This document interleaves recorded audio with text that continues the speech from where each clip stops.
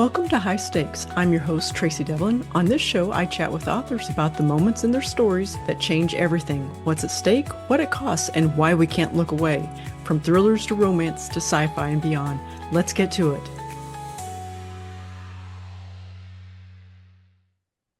Joining me today is author Alice Henderson to talk about her new environmental thriller, Storm Warning. Welcome to the show, Alice.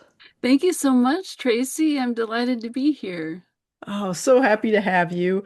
Uh, Whenever I look at your social media feeds, I always get so filled with envy because of your beautiful nature posts. Yeah, it's just I always seem to learn something new whenever I read your social media or just enjoy the beautiful scenery. Thank you so much. That's so good to hear. I feel so blessed to be able to be out in these wild places, and my secret hope with sharing all these photos is that it'll encourage others to get out and really enjoy nature and appreciate nature. So that's great to hear. Yeah, yeah. You had one recently, it might have been yesterday or the day before, where you were talking about desert varnish. Now, I have never heard this term before, so I thought that was so fascinating. And the picture that you had on your, I think it was on Blue Sky, the picture was just amazing, where it was like this face of this red rock, and it just looked like it was almost wet. It like streaked with, water or something like I don't know, like a rivulet of water or something, but it's stain. It's some kind of stain, or what would it tell us about desert stain? Yeah, it's actually a coating of manganese and other minerals, and it ends Oh, up with these canyon walls are become almost reflective, especially if the sun's right on them, and they're really shiny. And that's actually where a lot of petroglyphs have been pecked in because beneath that desert varnish is the lighter shade of the sandstone. So you get these amazing oh. petroglyphs, and especially where I'm at right now in the Utah Canyon country of bighorn sheep and spirals and people and all this neat stuff that's been pecked into that desert varnish That is thousands of amazing. years ago. That's so fascinating. Well, besides being an obvious nature lover like myself, what else can you tell us about yourself? Just whatever you'd Well, like to share. I am, and I've been writing for years in a variety of genres, and and I'm also a wildlife researcher, so I spend time in the field. My specialty is bioacoustics and geographic information systems. So I go out in the field and I place out recorders that can record both audible sounds to us, like birds and wolves, and then ultrasonic mics that can pick up bats. And it's a great way to go out to, say, a wildlife preserve and you want to know what sort of species are there. It's non-invasive, so you're just listening to these sounds. And with bats, you can identify bats by their different echolocation pulses. The species vary from one another. Okay. So then you can say, oh, there's this kind of bat, and this is how we could improve habitat, or there are wolves present, and this is what we could do to improve it here. So I love that. Uh, and then with geographic information systems, I'm then mapping out these preserves or doing things like species presence surveys where I'm figuring out what habitats could hold an imperiled species, and I'm doing that on my computer, and then going out to the field to like ground truth it and say, this Uh, this area could have mountain caribou. Let's find out if they're really here by placing out cameras and so on. So, and then that just dovetails perfectly into this series I'm writing right now with Alex Carter, where I get to bring my love of wildlife and wildlife research into my favorite genre, which to read, which is thrillers. so are you also like Alex, where you say you're in Utah right now? Do you get to travel to different places to do this, or are you based in that area of Utah? I am just visiting here, so I'm right now I'm looking at condors, researching condors Oh, and bats, bat diversity specifically. So I do get to travel, which is great, and I do a lot of the writing allows me to work in these really remote places and do pro bono work for different wildlife nonprofits. okay. So that's just amazing. So Yeah. I've worked with land trusts, for example, going out to a preserve to see what kind of species are there. And I love it. Oh, that's so wonderful. Because that was going to be one of my questions later. I'll save it for a little later. We'll tie it in a little bit more. But why don't you get us started to our kind of our bookish talk? Tell us a bit about Storm Warning, whatever you can tell us without spoilers. So in this book, Alex Carter, who's a wildlife biologist, is tasked with um, researching hawksbill sea turtles on the Big Island of Hawaii, and they're critically endangered. So she's jumping at this chance to help them, and so she has to guard their eggs on this beach, and she's just camped out on the beach, and she's got a team of volunteers that are helping her look after these eggs, and she's tracking the turtles with GPS trackers. And then they learn that a hurricane's moving in and they're going to have to evacuate. But in the middle of this evacuation, after the town's been evacuated and Alex is desperately trying to get these turtle eggs to safety before it floods, these armed mercenaries storm the beach and take one of her volunteers hostage. So, with the town evacuated and no help in sight, it's up to Alex to figure out who these people are and save her volunteer.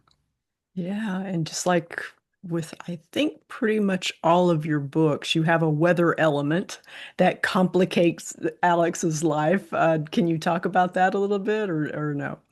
That's cool that you noticed that. Yes, I always try to work in some kind of the elements. I really want to steep the reader into whatever setting it's in. And all of the books are in different settings. In Montana, it's blizzards in the mountains, and the Canadian Arctic, they're out on the ice in these isolated locations. And so in this book, you think, well, what kind of weather or natural events are going to complicate things? And hurricanes are less common in that area of the Pacific than they are, say, on the eastern U.S. seaboard, but they do happen, and hurricanes are getting worse and worse. And I also wanted to address that the worsening hurricanes Hmm. that are happening due to climate change. I really wanted to address that in this book because we're just seeing that just get so much worse just in the last few years. So it was really important to me to pick a weather event or climate event that was going to have a big impact that I'd be able to talk about.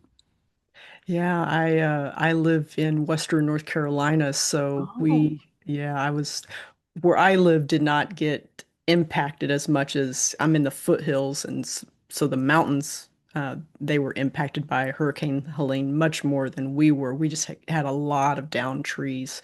The area just it's going to take decades for it to get back to where it was. It just that it's so different. You can see through the woods and the forests now, where before it was just, so thick and beautiful. And so, yeah, it's everywhere you look, it's like dominoes. Trees are like dominoes around here. So, yes, hurricanes, that's nobody expected that to ever, happen here. And I think the rainfall, we had a lot of rainfall for like 2 or 3 days right before the remnants of the hurricane came through. And that just, made everything. I think that's why a lot of the trees went down during the storm. So, yeah. that storm was crazy. I mean, Yeah. people as far inland as Tennessee were hit with that. I mean, these storms are just, the sea surface temperature is heating up so much now that these storms can just pick up unbelievable power. They Hmm. have to come up with a new category of hurricane now. I think so. I think you're absolutely right because it's, there are some of the small towns, they're still like I just saw recently one that's up in the mountains. The name of the town is escaping me right now, but they said that they are 50% back to normal. 50%, and we're a year and a half after the hurricane, Wow. And this is the town, so you think about a lot of the people that yeah, it's just yeah, it's still going on. It's devastating. And so, yes, hurricanes, they are getting worse and worse, as you're saying, for sure. So, you had mentioned that Alex is a wildlife biologist, and so she knows a lot about sea turtles and, the plants and the animals in the area, and of course hurricanes and even the marine fishing laws. And so I was curious, and I think you touched on this a little bit when you were talking about yourself. How much of that is knowledge that comes from your experience versus how much is research that you have to do for the book? It varies with the different books. For example, with the first book, A Solitude of Wolverines, I was in Montana looking for wolverines on a land trust site. So I had set out remote cameras and hoping to spot them. And in the case of the jaguars in New Mexico with the vanishing kind, I was also in New Mexico, again on a land trust looking for jaguars and endangered bats and other species. Yeah. So some of the books are like I pull in a lot of personal experience. And other ones, I've been to all of the places. So all of them, I've been to the settings and um, research like how the air smells and what birds I can hear and Mm. what the rocks are like and the geology and so forth. And then with all of them, whether I've worked firsthand with a species or not, I just do so much research and read a lot of academic peer-reviewed papers and really dig into the biology of it and what current research and what current questions researchers have about the species and the threats facing it. So they're all a combination of personal experience and then extensive research. Yeah. I one of these days I would love to see a picture of what is in Alex's backpack.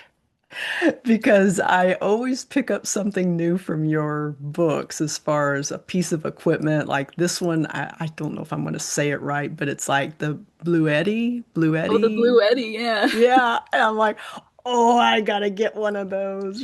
So it's like this solar power source. And so it's just there's just so many of those little nuggets in there that I love. And so yeah, I would so enjoy seeing exactly what Alex carries in her backpack and what she has in her tent and things like that. That'd be great. Uh, the Blue Eddies are Uh, great. I've got one. You just set out your solar panels, it charges up so you can charge if you're in the field, your laptop or your telescope. I have a telescope too. And I have a oh my Jack 31 gosh. as well, which is another kind of solar powered power station. Um, but I'm so glad to hear you say that about the contents of her backpack because I just wrote a scene in the next book after Storm Warning where I detail what's in her backpack. And I thought, is this too much? Are readers gonna want to know everything in her Oh, I backpack? do. Yeah. And I decided to keep the Absolutely. scene in, so that makes me happy. Yeah, I we do a lot of hiking and things like that. So I very much am into, your stories and Alex and how she does things. And again, even just like the power bars or energy bars that she eats and things like that. It's so because obviously a lot of this is coming from your field experience. And so I find it fascinating what it takes to do that job because if even half the stuff that Alex goes through out in the field is true, you know, it's just really because one of these days we're going to have an apocalyptic event here, and I want to know how to survive like Alex out in the field for a few months. But she's Alex is so resourceful, and you've given her this amazing backstory where her mom and her dad play a huge part in the making. I guess in making her a successful biologist, she got the love of the natural world from her dad, and she got how to survive from her mom. And I was curious, did that come up? Did that come about just organically when you wrote the first book? Or is that something that you planned out ahead of time, knowing that she would need these tools and things like that? It kind of came out about organically. I knew I wanted her to be really resourceful, like almost MacGyver-esque, and Yeah. able just to use whatever tools at hand. And I wanted to give a believable reason why she'd have these skills. So, um, as I was writing it and writing the first book, A Solitude of Wolverines, that's when I thought I need to have some kind of childhood where she's been exposed to this. So then, as the books evolve, you learn more about how her mother, who was a combat pilot in the Air Force, would play these survival games with her, like dumping her off in the woods, and she has Yeah. to find her own way back, and putting her in these situations, imaginary situations, like, okay, you're in this situation. What tools can you use? What's at hand? What can you use as a weapon? And then I also wanted her to be able to fight physically. So I had her learn Jeet Kune Do, which is a martial art that I've studied. So then I felt it would be more authentic if I kind of knew what I was talking about in that field. So, and then with her father, I wanted a contrast, right? He's this sweetheart Yeah. of a landscape painter. He's just a big teddy bear. So I wanted that contrast in her upbringing with these two drastically different parents, but a loving home where she developed all of these skills. Yeah, no, it's great. I love it. I feel like I learn a little bit more about her in every book, obviously, so it's really nice. Thank you. So I might be off here, but I feel like in this book you've assembled a very unusual group of allies for Alex, unlike you have in some of your other books. And I'm curious how much fun you had bringing together this team of volunteers that help her out. It was really different, and I did that. I set out to do that because in all the previous book, she's largely alone. At the most, she might have one other person with her for a portion of the book. So I wanted her to have this group dynamic in this book and kind of change things up a little. And so as I was writing this and I did the volunteer call out, um, for volunteers to come and help her watch these turtle nests. I actually didn't know who was going to show up. It was pretty fun, like just a sense of discovery. You've got this paleontologist that comes wandering down the beach, and he's a native Hawaiian, and then this Samoan and his daughter, and they run a Samoan restaurant in the nearest town, and then I've got the teeny kid from Detroit who's just on the island visiting his aunt, Jerome, and then this uh, elementary school teacher who's just she's retired, just Oh, kind of wants Dora. to help out. And Yeah. it was such an eclectic group. And I had a lot of fun. Normally in the Alex Carter books, when she's alone, she's thinking about these conservation issues and what is at stake for these species. And in this, I had to, instead of it being an eternal monologue that she's having, have it all be dialogue that everyone's talking about it and learning things. And so that was a twist on what I was used to writing, and I had a lot of fun with it. Yeah, they're a fun group, and I can't remember. There's the name of one of it's like Dora McNora or something like The elementary that. school teacher, You Dora just McNora, and she says her yeah. students always teased her about that. Yeah, I bet. I bet. Well, on this show, we like to talk about the story stakes. Yeah, I always joke, love, death, and the fate of the realm. They're all high stakes in the story, ones that we love. But I'd like to hear your thoughts on what's personally at stake for Alex in this book. Well, a few things are at stake for her. One is she cares so passionately about helping these species. And with hawksbills so critically endangered, and they're thinking there's only about 25 egg-laying females in the entire Hawaiian chain, it's really important for her to make sure these eggs that she's watching over make it. And with the hurricane bearing down, that if she personally feels it, that she's gonna, feel awful. Yeah, But more than that, her life is in danger. When these mercenaries come and kidnap her volunteer, both her life and the volunteer's life are in danger. And as I said before, it's because the area's been evacuated with the hurricane bearing down on them. There's no other help available, no police there. And Alex is not the kind of person who's just going to let her volunteer die. She's not the kind of person that's going to yeah. abandon someone. So she really risks her own life to go and try to help him. And these mercenaries are more than willing to kill anyone who gets in their way.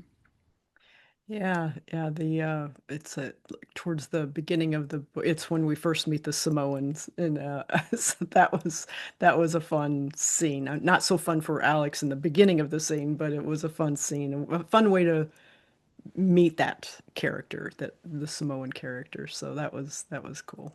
I like that a lot. Thank you. What we'll switch gears just a little bit here. What part of writing do you find most challenging? Is it like dialogue or setting, bringing the plot together? What's challenging for you? It seems like in each book.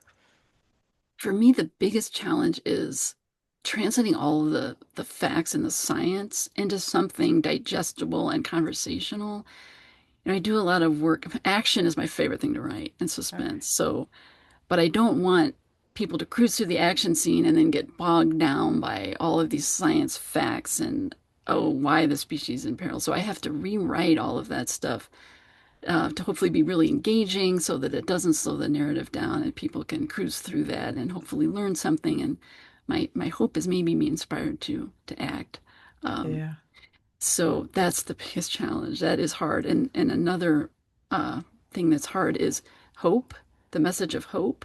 Mm. I want to weave that into the books, but it's this real fine line I found that if you're too hopeful, and everyone's going to think, oh, that species will be fine then. I don't need to do anything. It's Right. cool.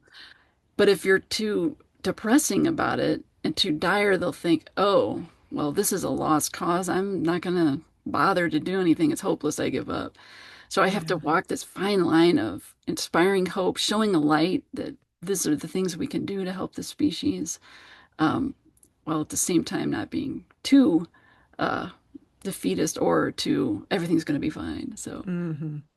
Yeah, I could now that you say that, I can sense that in the story, that fine line that you're talking about there, because it felt like at times whenever Alex would be herself getting a little depressed about the state of the Hawks bill, and then she like, but this and this and this, so there are some good things happening out there, so she would have to kind of bring herself out of the doom and gloom of the situation. So I didn't stop to think about that. That might even be you as the writer pulling yourself out of it and trying to spin it a little bit there to make sure there is some hope.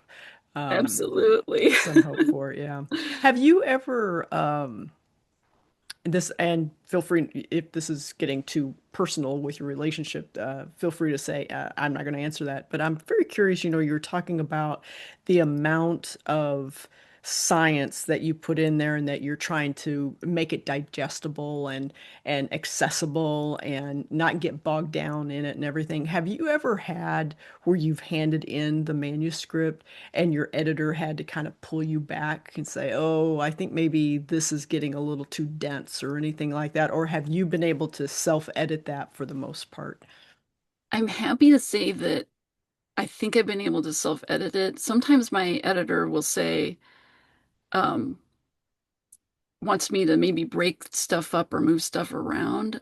For example, in Storm Warning in the original draft, I did have more of Alex kind of thinking about this stuff. At the start of the book, she's alone and Yeah. she's kind of thinking about these issues facing the Hawksbill sea turtles. And my editor suggested, why don't you move some of those facts into like the conversation scenes with these volunteers? So she will recommend things like that, but thankfully I've never had her say, no, let's cut this part Yeah. entirely. Oh, So that's great.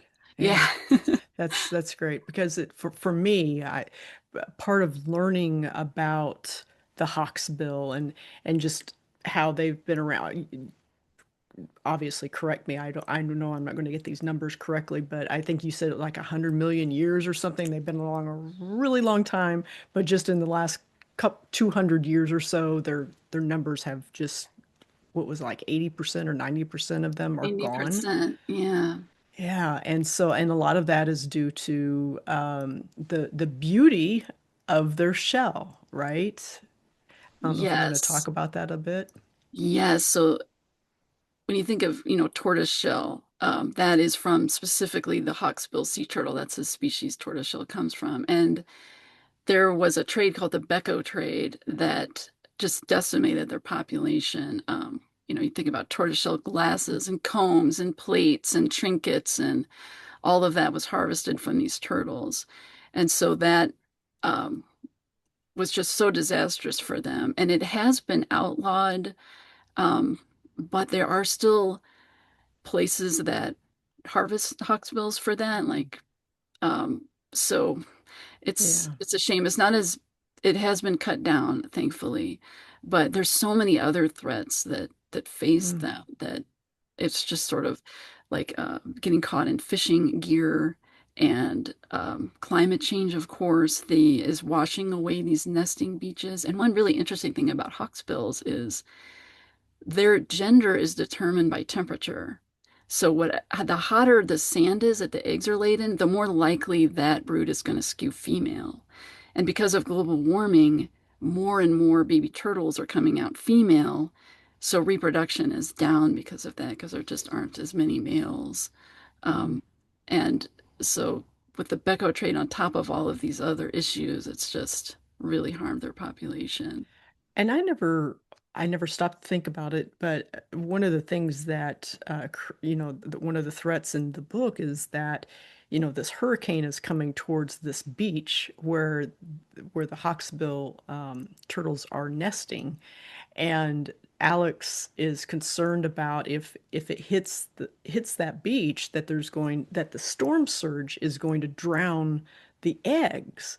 And I was like, I never thought about that. And then I never realized that you'd be able to move the eggs too without harming them. So that was fascinating. There's a lot of great volunteers that do that. They get out on these beaches on like the eastern seaboard of the US with different turtle species and take their eggs and keep them till the the water has receded and um, yeah. Ha- Are there programs, because you were saying that a lot of the birds are skewing toward female. Are there any programs where they would take the eggs and cool them off so that they would skew male to try and counteract that, or is that not possible? That's an interesting idea, and I haven't heard of any programs. I'm not, they could exist, but I haven't heard of any that are Oh, doing that. But that's hmm. interesting. Yeah, yeah. Well, what is one thing that readers might be surprised to learn about you? Um, well, music is a huge part of my life.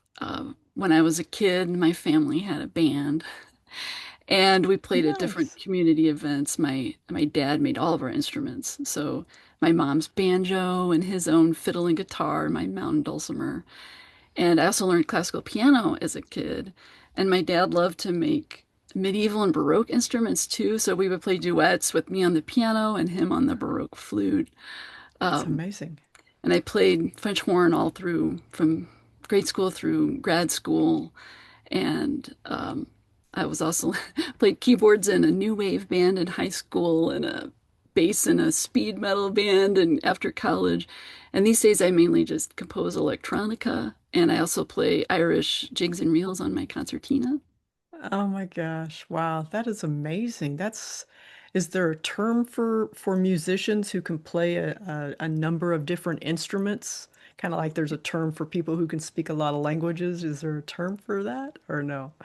I think they're called multi-instrumentalists. Okay, all right. Geniuses in my terminology because I can't play one, so Oh, all right. Well, before we go, can you share what's up next for us? Are we going to see another Alex story? yes, I'm happy to say I just turned in the book that comes after Storm Warning. Yay. And it is set in the greater Yellowstone ecosystem and it's about wolves. And it's going to be called Dangerous Ground. Oh, nice. I love it. I've been to Yellowstone a couple of times. Such a beautiful park. Isn't it gorgeous? Did you see wolves when you were there? No, no, no. I saw the normal things like bison and the elk and things like that. One of the most vivid memories that I have from the time, this has been 20 years now since we've been there. But one of the most vivid memories I have is when Yellowstone allowed you to camp in tents there. I don't know if they banned it for a while. I don't know if they still have it banned or not, but we were camping in a tent, and our campsite was not right on a little bluff, but not too far from it. And every morning we would wake up to the bugle of an elk, and it would be misty, and it was like a Last of the Mohicans moment, you know? It was just so cool. So cool. Bugles are Um, so haunting and they really yeah. carry, it's nothing like being on the woods and hearing that at dusk or Yeah. Yeah, well, and I think that's why it was carrying. I don't know acoustically if this is right or not, but they were down kind of like in a little valley, and our campsite was up on the ridge.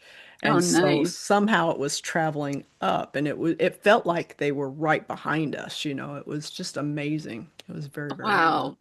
Would have been cool Yeah. to see one come out of the mist too. Right? I know. That would have been amazing. And speaking of Oh, North Carolina, I just want to say yeah. Last of the Yeah. Mohicans, is that not an amazing film and shot there in North Carolina? Yes, absolutely they did. Yep, yep. Folks, be sure to order your copy of Storm Warning today. You can learn more about Alice by visiting her website at alicehenderson.com, where you'll find all of her social media links. Alice, thank you so much for joining me. As you can tell, I'm a big fan of your work, and I'm so glad that to hear that there's going to be more Alex Carters coming. Thank you so much, Tracy. That means a lot to me, and thank you for having me. That's it for today's high stakes story. Follow the show so the next episode lands right in your feed. And if you enjoyed today's chat, a quick rating or review helps new listeners find us. Visit tracydevlyn.com/podcast for show notes and links to today's amazing guest and their fabulous book. High Stakes is a proud member of the Authors on the Air Global Radio Network. Thanks for listening. Until next time, enjoy the adventure, everyone.